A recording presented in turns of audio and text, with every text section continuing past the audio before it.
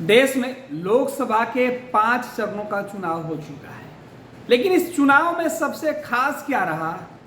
वो अब तक जो दिखा है बड़ा दिलचस्प रहा है। शेष बचे हुए 2 चरणों का चुनाव भी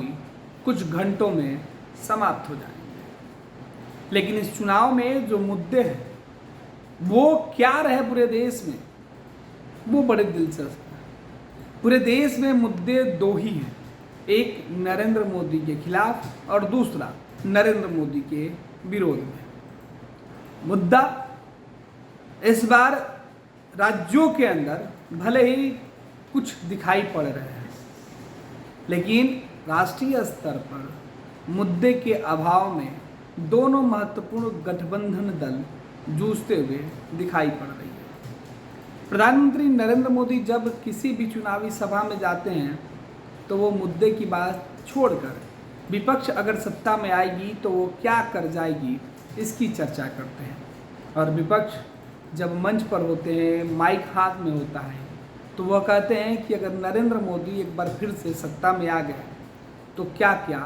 खत्म हो जाएगा।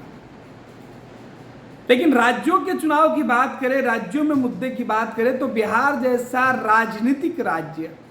उत्तर प्रदेश जैसा राजनीतिक राज्य जहां पर सियासत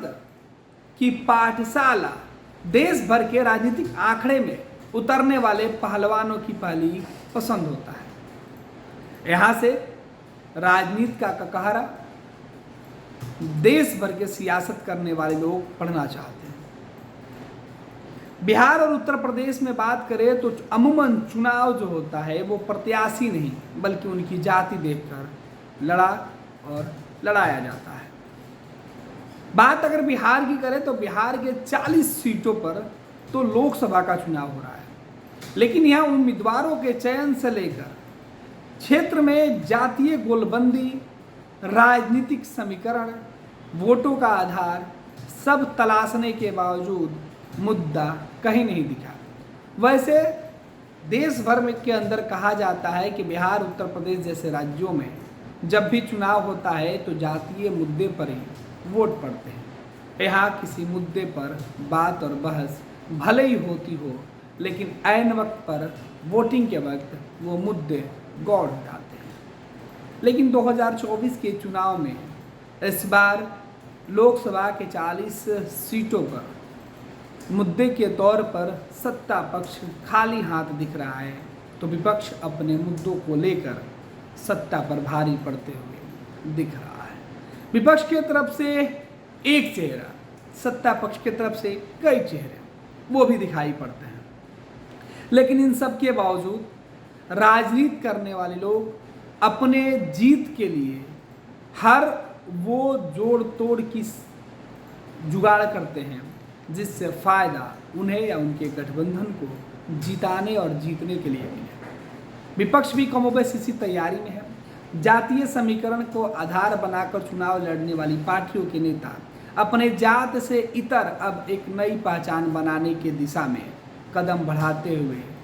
दिखाई पड़ रहे हैं। तो वही सत्ता में पिछले 18 सालों से काबिज जो लोग हैं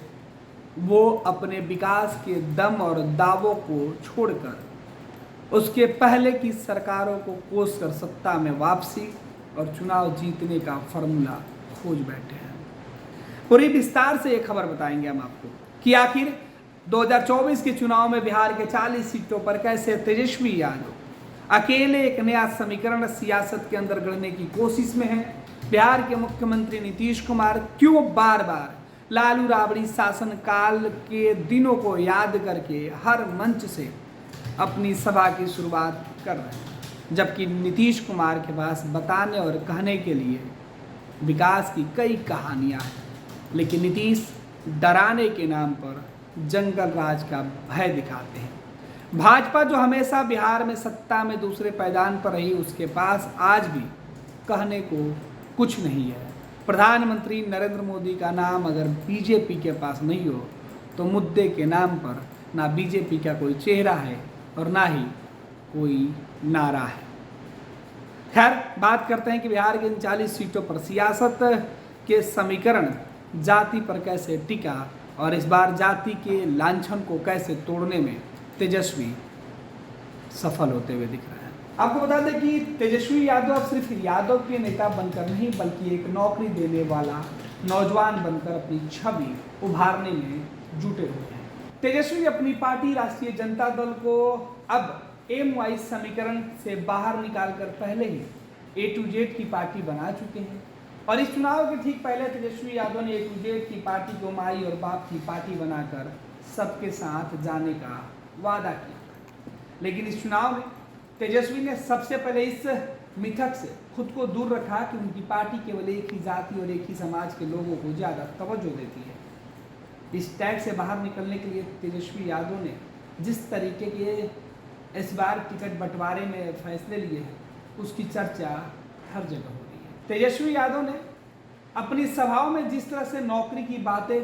की है और अब तक वो करते आ रहे हैं उससे कहीं ना कहीं सभी जाति और समाज को फायदा मिलता हुआ दिख रहा है। लिहाजा अब यह कहना गलत नहीं होगा कि तेजस्वी अब सिर्फ यादव के नेता नहीं बल्कि एक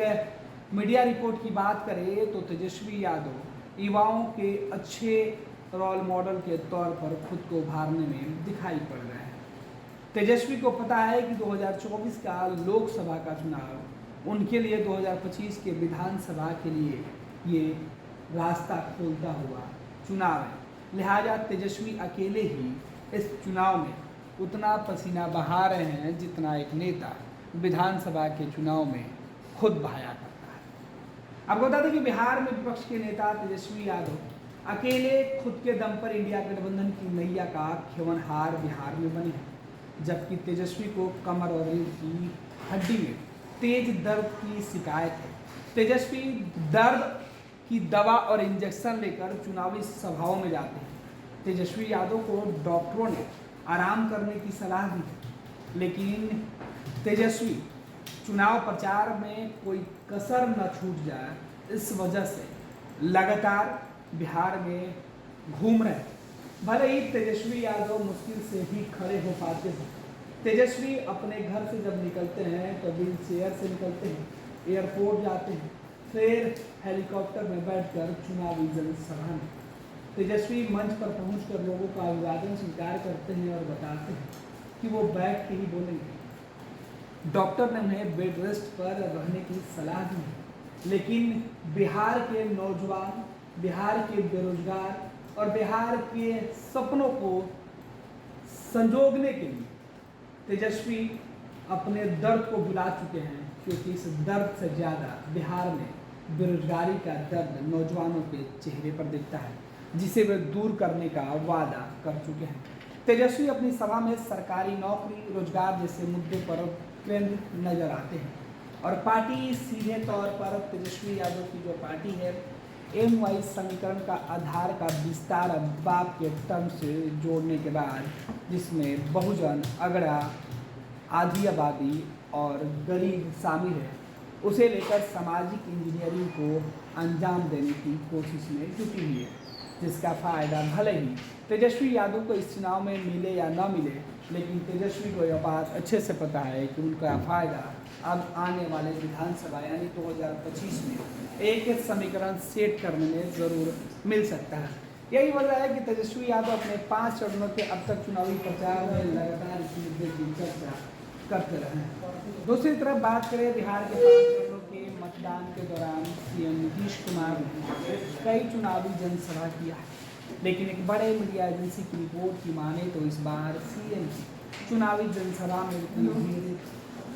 नहीं दिख रही। अमूमन इसके पहले की चुनावी सभाओं में जो भीड़ नजर आती थी नीतीश कुमार के लिए, ना वो बेकरारी लोगों में दिख रही है और ना ही वो भीड़ नीतीश की सभाओं में।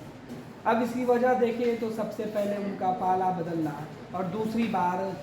सीएम की बार बार जुबान फिसलना भी माना जा रहा है। इसके साथ ही साथ हर सभा में घुमा फिराकर पुराने जंगल राज की बात को लाना और बिहार के नौजवानों को ये बतलाना कि कैसे 2005 के पहले बिहार का दौर था जिसे जंगल राज कहा जाता था। नीतीश अपनी हर सभाओं में केवल यही बात दोहरा रहे हैं,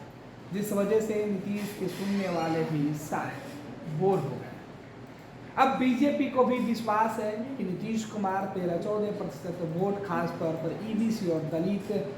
जो हैं वो नीतीश कुमार के साथ खड़े हैं और यही उनको लग रहा है कि उनको फ़ायदा पहुंचाएगा।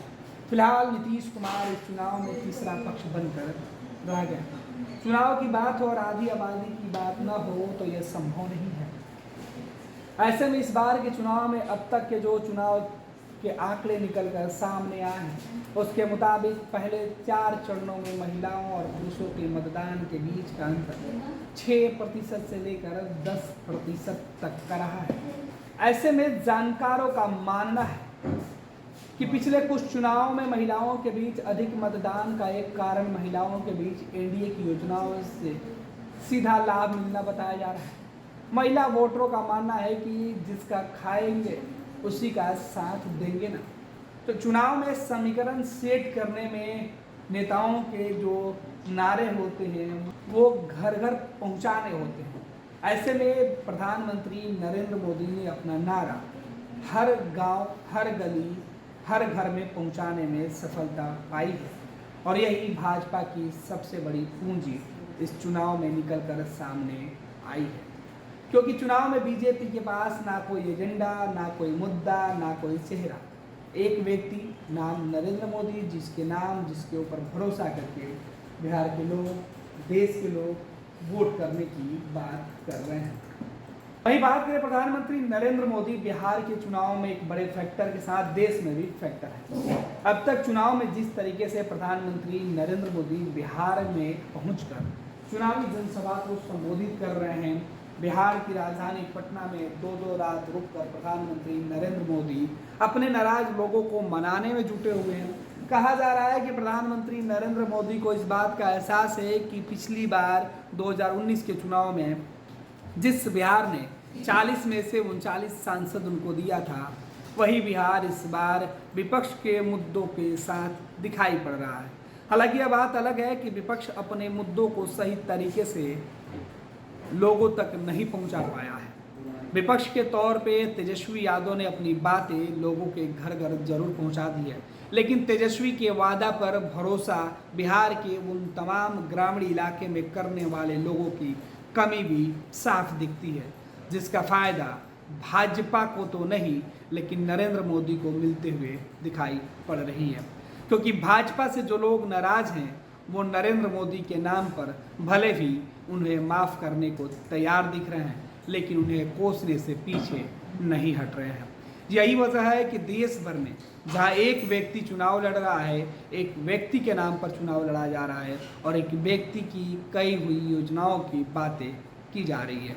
तो दूसरे तरफ बिहार की सियासत में नरेंद्र मोदी को सीधे तौर पर चुनौती देकर इकलौता तेजस्वी यादव ने यह बता दिया है कि बात अगर मुद्दे की होगी तो सियासत में आपको बार बार वापस लौट कर आना होगा। यही वजह है कि देश के प्रधानमंत्री नरेंद्र मोदी बिहार में जब भी चुनाव होता है वो दिन मोदी के लिए खास होता है, क्योंकि मोदी बिहार की सरजमी पर कहीं ना कहीं हाथ में माइक थाम कर चुनावी जनसभा करते हुए दिखाई पड़ते हैं, जिसका फ़ायदा शायद उनके उम्मीदवारों को, उनके गठबंधन को भले इस चुनाव में मिल जाए, लेकिन विपक्ष इसे बड़ा हथियार बनाकर उनसे सवाल लगातार पूछ रहा है। अब देखना है कि 2024 के नतीजे जब सामने आते हैं तो क्या कमज़ोर कड़ी दिखाकर विपक्ष को कमज़ोर करने की जो चाल मोदी ने चला है उस चाल में किस तरीके से वो सफल होते हैं। दूसरी तरफ है प्रधानमंत्री नरेंद्र मोदी की जिन गलतियों को गिनाकर विपक्ष के तरफ से लगातार हमला किया जा रहा है, लगातार सवाल उठाए जा रहे हैं, उस सवालों का असर क्या बिहार के जनमानस पर पड़ता है। फिलहाल इस खबर में इतना ही। आपको बता दें कि यह खबर हमारे लिए लिखा है हमारे सहयोगी तेज प्रताप ने।